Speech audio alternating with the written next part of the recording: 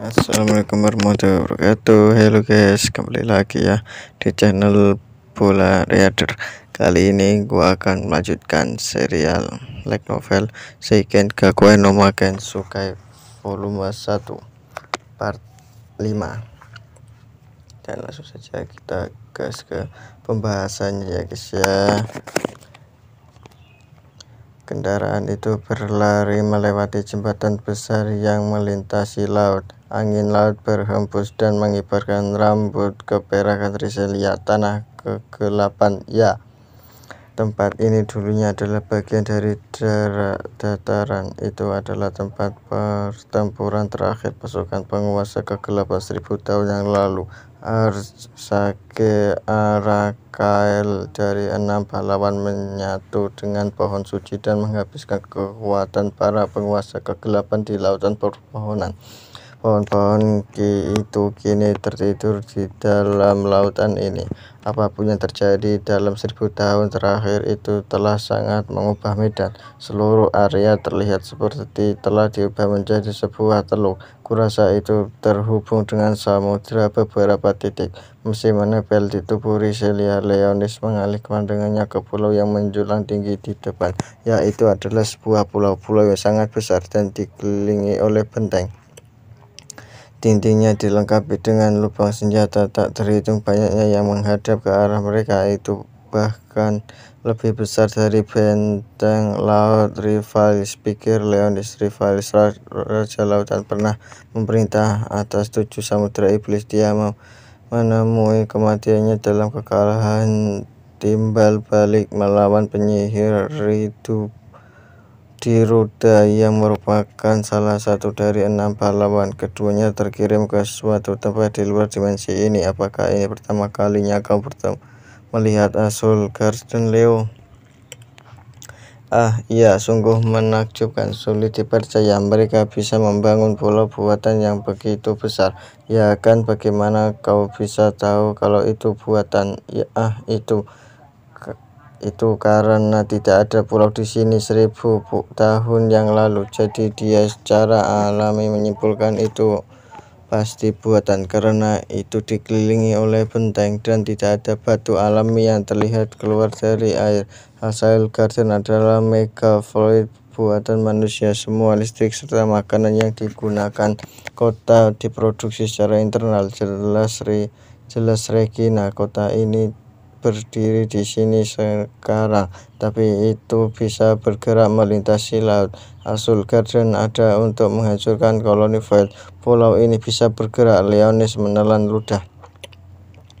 Pasukan penguasa kegelapan memiliki benteng bergerak yang disebut benteng langit biru, tapi dalam hak skala tempat itu tidak seperti tempat seperti ini.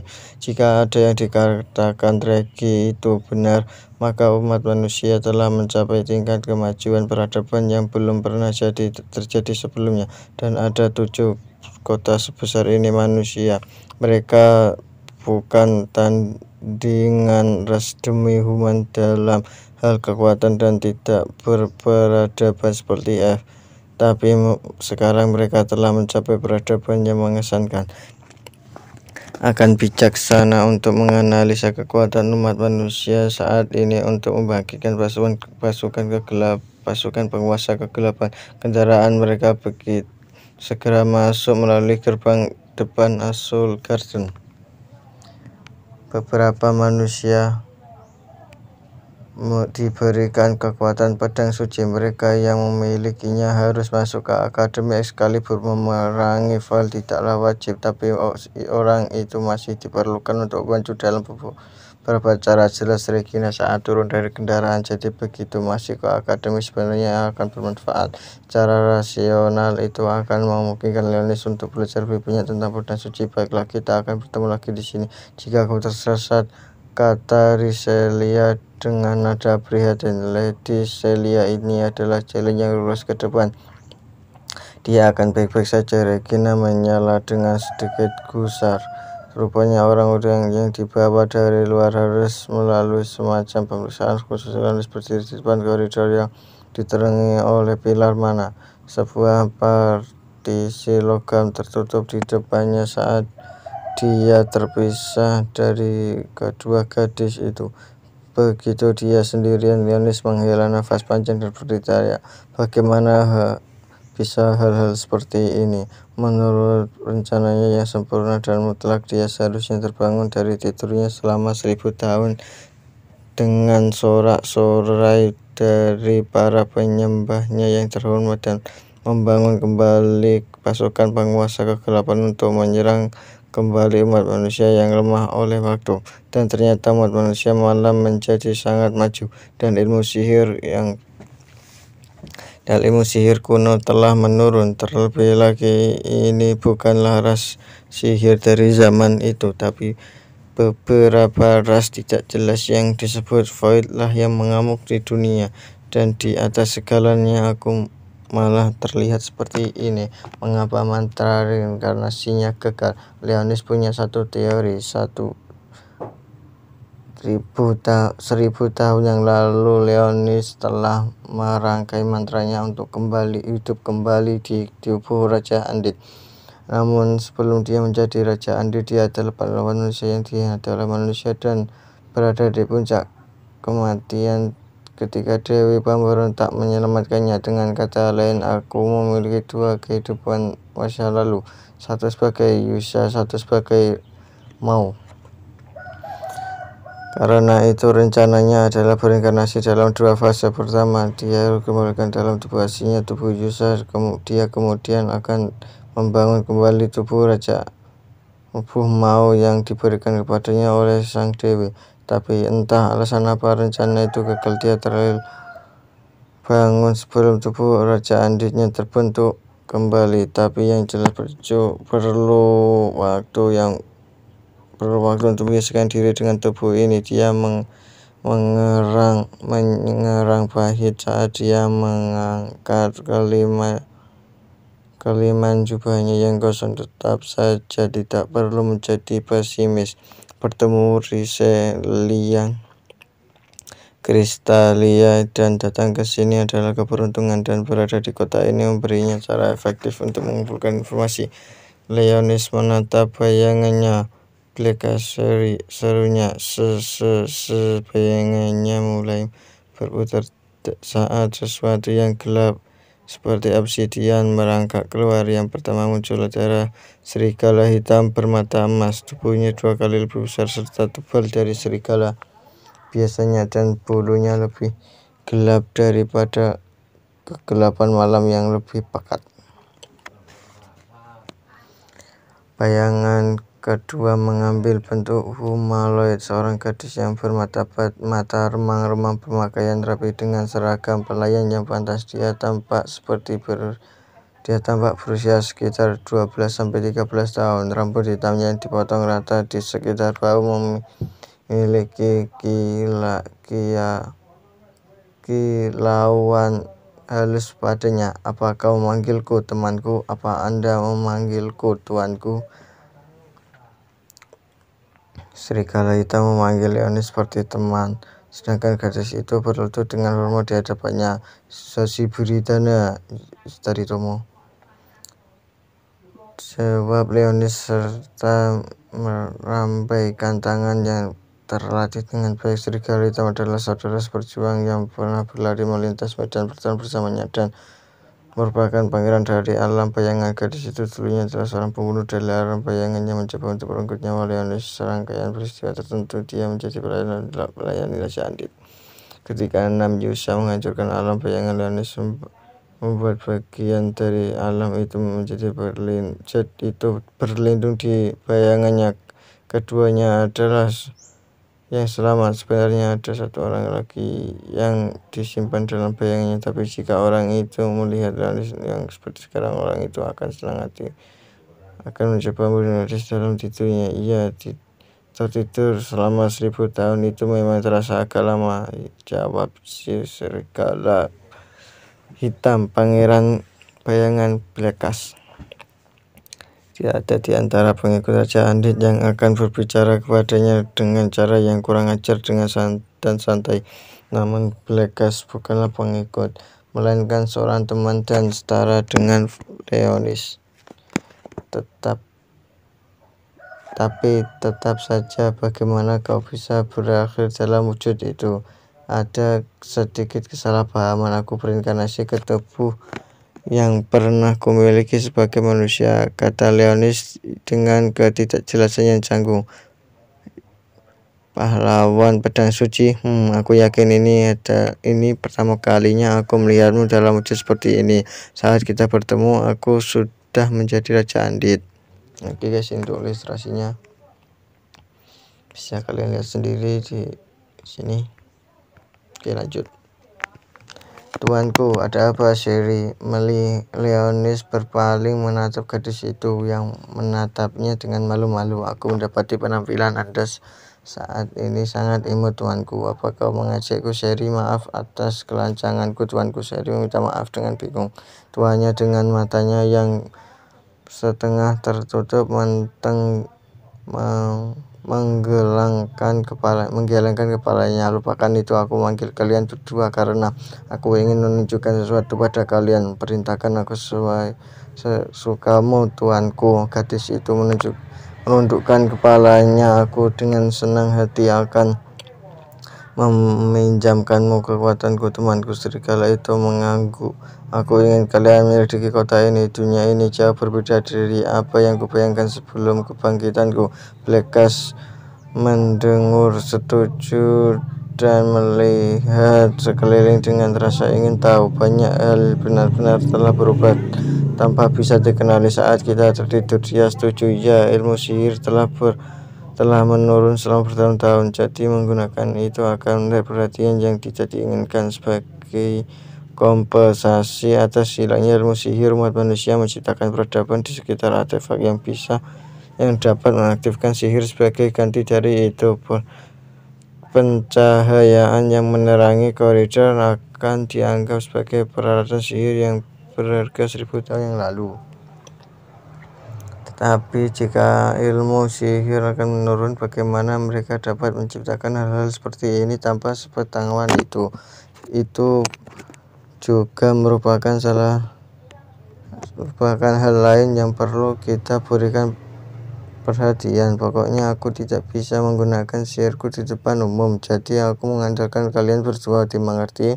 Sesuai perintahmu, tuanku. Keduanya menghilang kembali ke bayangannya, menghilangkan penyelidikan kota pada mereka. Leonis bisa memfokuskan usahanya pada Akademi Excalibur. Anak itu pun melewati koridor. Tiba-tiba alarm melengking mulai berbunyi. Pendeteksi mana bereaksi. Apa? Leonis dengan cepat meramalkan mantra pembingung sihir. Begitu mantra dihafalkan, alarm itu pun berhenti berbunyi. Aku harus berhati-hati. Pemeriksaan tersebut memakan waktu sekitar 15 menit dan tidak lama tidak berawak. Setelah menyelesaikan, Leonis menaiki lift. Saat pintu lift terbuka, dia melihat keluar menuju sinar matahari yang menyilaukan dan menurunkan Rizelia menunggunya. Kerja bagus, Leo, katanya sambil mengulurkan sebuah kartu. Ini adalah kartu ID-mu, ya, setidaknya untuk sementara. Kartu? Leonis menatap benda biru itu dengan rasa penasaran. Di tengahnya ada ikon dengan desain pedang putih yang sederhana. Dia tidak pernah menggunakan mantra pendeteksi mana untuk mengetahui bahwa ada jenis sihir yang tertanam di dalamnya. Ini adalah bukti idealisme di hasil Guardian. Pastikan kau tidak menghilangkannya. Oke. Baiklah, kalau begitu ayo ke akademi, kata Rizelia sambil menepuk-nepuk jok kendaraan yang masih kotor dengan pasir. Leonis melihat kendaraan itu dengan kebingungan. Menyadari bahwa sespan di kendaraan itu telah hilang. Di mana Regina? Katanya dia mau berbelanja, tapi jadi dia pergi ke distrik komersial. Jadi begitu, ternyata sespan itu bisa menjadi kendaraan juga. Leonis duduk di kursi seperti sebelumnya dan memeluk pinggang Rizelia. Mesin kendaraan itu bergemuruh saat Rizelia menekan pedal dan kendaraan itu melaju ke terowongan. Tanahnya diaspali, jadi perjalanan jauh lebih mulus ketimbang saat mereka berkendara melintasi gurun. Angin terasa menyejukkan dan rambut perak Celia berkibar di belakangnya saat mereka terus melaju. Dan saat mereka keluar dari terowongan, mulut Celia tercengang karena terkejut. Depan mereka berdua berdiri gedung berlapis yang sangat besar. Itu adalah industri komersial. Jelas Celia mengesankan, bukan?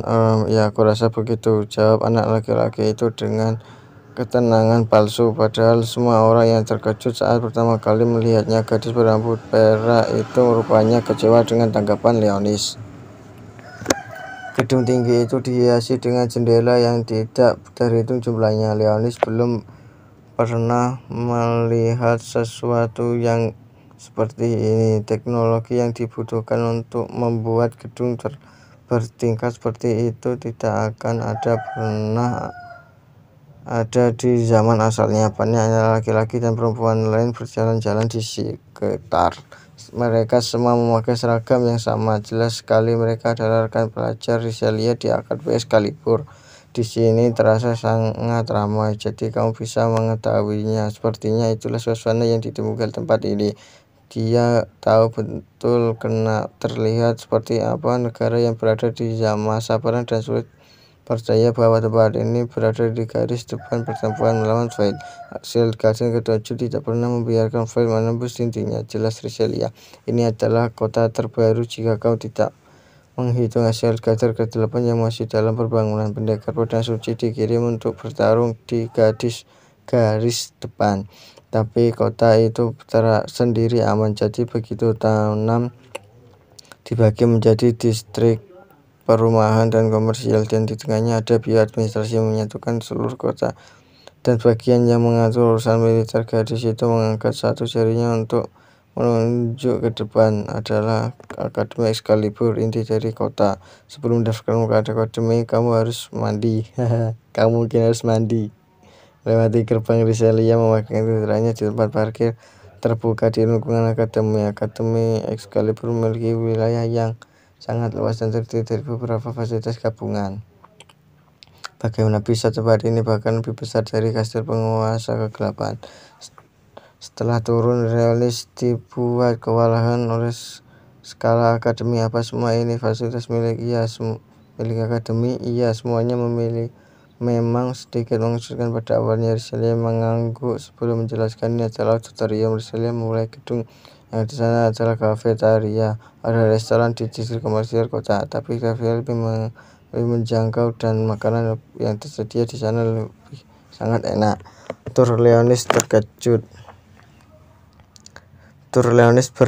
Area yang berada tempat di tengah-tengah akademi adalah tempat latihan luar ruangan.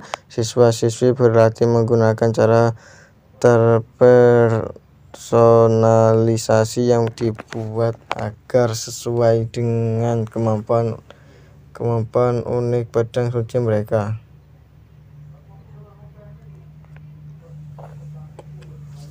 Terakhir ada perpustakaan, laboratorium, aula, ruang fasilitas rekreasi, dan sauna di samping asrama. Aku mengerti untuk apa tempat itu, tapi kenapa kalian membutuhkan ruang dansa dan sauna? Leonis bertanya dengan keras. Pedang suci adalah tempat lahir dari jiwa hati seseorang. Mengabaikan kebutuhan hati menghambat kemampuanmu untuk menggunakan kekuatan itu. Sebenarnya kedua memiliki fasilitas peralatan yang lebih standar, tapi hasilnya tidak terlalu memuaskan. Jadi begitu. Jadi tempat ini menggunakan lebih banyak metodologi perhatian yang tidak ortodok. Keduanya terus berjalan menuju jalan besar dari perpohonan berdaun lebar. Mereka melewati sekelompok gadis berseragam biru tua yang sama dengan yang dikenakan Celia. Gadis-gadis itu memandang Leonis dan segera menyerangnya dengan segala ancaman komentar yang tidak cocok untuk Raja Undead. Seperti lihat dia sangat imut. Apakah perempuan lebih umum di sekolah di akademi ini? Rasio gendernya sekitar 50 banding 50, tapi kawasan ini memiliki asrama perempuan. Rizalía memotong perkataannya sendiri. Leonis menatap gadis berambut merah itu, ekspresinya tegang, bibirnya mengerucut. Berdiri beberapa langkah di depan adalah seorang anak laki-laki pirang berseragam akademi. Wah, bukannya itu Rizalía. Hai, apa yang membawamu ke sini nih? Namanya si laki-laki ini namanya ini Musele Rhodes. Rizalía mundur selangkah dengan hati-hati. Pria itu tidak terlihat seperti dia adalah temannya pemuda bernama Ray. Musele diikuti oleh kelompok 4 gadis akademi. Semua gadis itu cantik, meski tidak ada yang sebanding dengan kecantikan gadis yang berdiri di sebelah Leonis. Musele sendiri memiliki wajah yang tampan. Meskipun ekspresi vulgarnya hampir tidak cocok untuk wajahnya, dia mengeluarkan setiap kata kasar saat dia memandang Rizalía dari atas sampai bawah, mengevaluasinya. Ada sesuatu tentang itu untuk yang tidak menyenangkan. Pergi, Leo. Rizalía menarik lengan anak itu untuk membayarnya pergi. Kamu pergi kemana? Musele dan haremnya memblokir jalan Rizalía. Sepatu mereka sedikit berhentak saat mereka bergerak. Tolong, nyingkreh, pinta Rizalía. Ayolah, gak usah dingin-dingin ngono. Siapa anak itu? Pemuda itu menunduk, jelas baru menyadari adanya Leonis untuk pertama kalinya. Kau mungkin senior. Dan si Leonis berkata gini, guys. Kau mungkin seniorku, tapi siapa ini yang kamu mungkin seniorku, tapi siapa anak ini tidak ada hubungannya denganmu. Rizalía melototinya dengan tegas. Ini yang Rizalía ngomong, guys. Lawan bicaranya menahan tawa. Haha. Astaga, bukankah ini luar biasa? Skuad gagal sekarang bahas seorang anak. Dia adalah pendekar pedang suci yang kompeten. Anak ini, hahaha. Jangan bercanda. Suara Musele tegas saat dia menatap Leonis dengan cibiran. Astaga, ketidaktahuan benar-benar adalah kebahagiaan, bukan? Raja Andrit mengangkat bahu secara mental. Dalam situasi lain, dia akan membuat anak ini menjadi abu 100 kali lipat dan menghidupkan kembali sebagai prajurit skeleton yang merupakan pelayan Andrit terendah. Seandainya Seri ada di sini, anak ini sudah ada menjadi noda di tanah sekarang. Tapi kurasa aku tidak bisa menyalahkan siapapun karena melakukan kemampuanku akan akibat penampilanku yang sekarang. Aku akan mengabaikan sikapnya hanya agar tidak membuat diriku mencolok. Menyadari Leonis tidak terpengaruh provokasinya, Musele mengalihkan pandangannya ke Rizalía. Kau harus berhenti berusaha begitu keras dan bergabunglah dengan peletonku, Rizalía. Jika kau bergabung dengan peleton tinggi, mungkin kau akan diizinkan berada di akademi. Bibir Musele menghiraukan dan dia berbicara seolah-olah untuk memastikan Leonis mendengarnya, bahwa meski kau tidak bisa mewujudkan pedang suci, meskipun merupakan putri dari pendekar suci terhormat. Terhormat gak tuh? Rizalía memelototi Musele dengan mata menyipit. Rizalía tidak memiliki pedang suci. Leonis berpikir dengan sulit. Kalau dipikir-pikir malah kepikiran. Dia tidak menggunakan saat diruntuhan. Bukannya dia tidak menggunakannya, dia tidak bisa menggunakannya. Itulah mengapa dia harus melompat dan menggunakan tubuhnya untuk melindungi Leonis dari cakar foil itu. Tapi jika itu masalahnya, kenapa dia terdaftar di akademi untuk melatih pedang suci? Kau tidak perlu melakukan penyelidikan foil yang berbahaya. Kamu hanya perlu bergabung ke koleksi mainanku. Waduh, diajak untuk gabung ke haremnya, guys. Senyuman Musele menjadi vulgar seringai mesum terlihat saat dia meraih salah satu haremnya yang berdiri di sampingnya dan mulai menggrepe dadanya. Gadis itu hanya menggigit dalam reaksi yang lemah namun tidak menunjukkan kerawannya, seolah dia adalah boneka yang tidak memiliki keinginannya sendiri. Dia membiarkan Musele menggrepe sampai dia puas. Apa ini? Semacam mantra perbudakan atau manipulasi mental? Tidak, ilmu sihir ber1000 tahun yang lalu tidak hilang selama berabad-abad. Dalam hal ini itu pasti pedang suci. Leonis mengerti pedang suci tidak hanya ada dalam tipe meriam yang dimiliki Regina. Raja Andin harus menyesuaikan persepsinya tentang seperti apa itu pedang suci. Aku menurutnya, jawab Riselia dengan datar. Musele mendesakkan lidahnya karena kesal. Berani-beraninya kau mengabaikan niat baik yang kutujukan. Dia bertelinga jelas kesal saat dia mendorong gadis yang dia grepe-grepe itu. Kau menyebut ini niat baik? Leonis segera muak dengan ini. Pemuda ini tampaknya memendam beberapa keinginan beberapa nafsu yang menyesatkan untuk Riselia. Asik. Bagaimana juga Riselia begitu cantik sampai bisa membuat Raja Andin berhenti karena terpesona.